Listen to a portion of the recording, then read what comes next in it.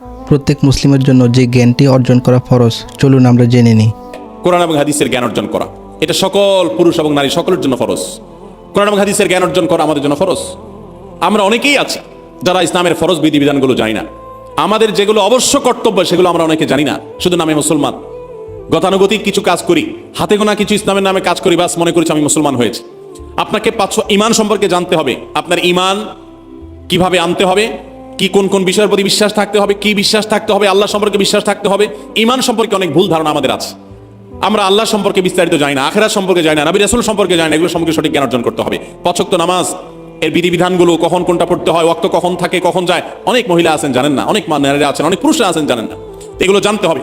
ইসলামকে জানাটা অনেক গুরুত্বপূর্ণ। আর জানার জন্য কোরআনে কারীম বুঝে পড়বেন, হাদিস বুঝে পড়বেন, মাসলা মাসাইলের বই পুস্তক বুঝে পড়বেন ওলামাদের তত্ত্বাবধানে থেকে, এবং কোরআন এবং হাদিস শেখার যত ভালো আয়োজন উদ্যোগ আছে সেগুলোতে শামিল হবেন, জ্ঞান অর্জন করবেন। এটা ইসলামের গুরুত্বপূর্ণ একটা ব্যাপার।